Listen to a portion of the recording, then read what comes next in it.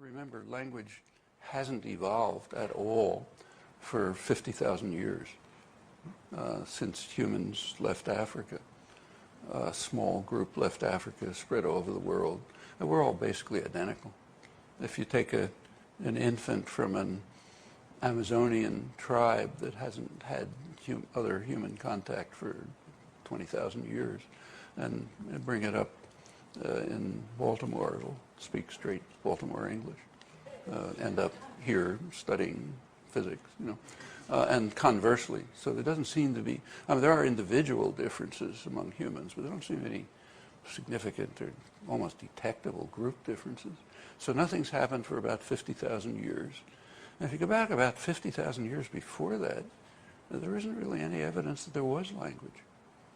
In that, of course, we're beyond, as I said, you don't have comparative evidence, you don't have fossil evidence, but you do have artifacts.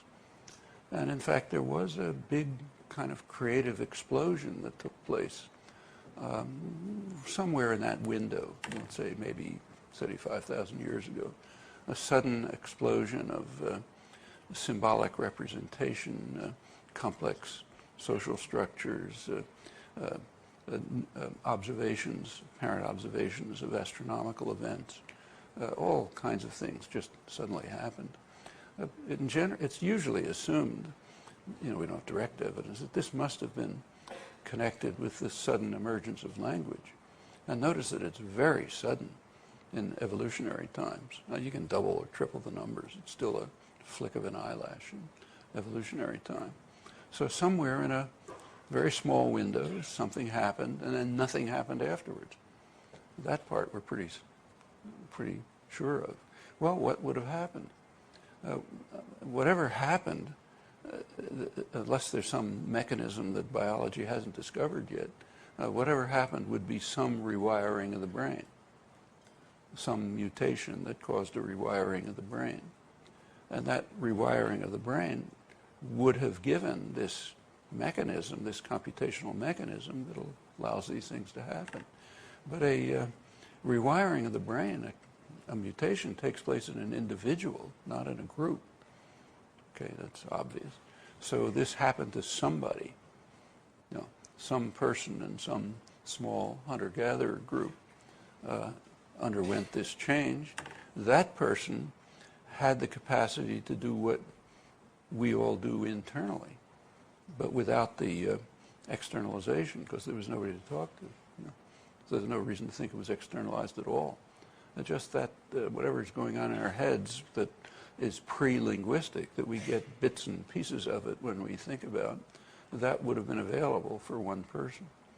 Well, if there's any selective advantage to that, say ability to plan and so on, it could proliferate in a small group there over generations. There could be enough people who had that, so it would make some sense to interact.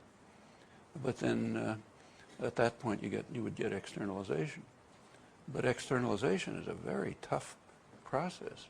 There's this internal thing in the head which developed without any external pressures, okay, because there were no selectional pressures on it, almost by definition.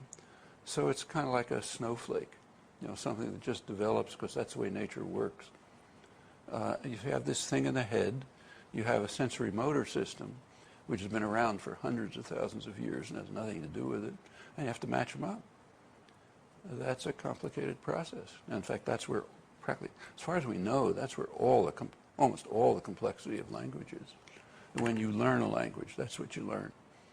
A child who's acquiring a language, that's what they acquire. Nobody teaches you, you don't learn the kinds of things I mentioned at the beginning, which are probably just part of the way the snowflake works. And then of course, once you have the externalization, you could have some kind of communication.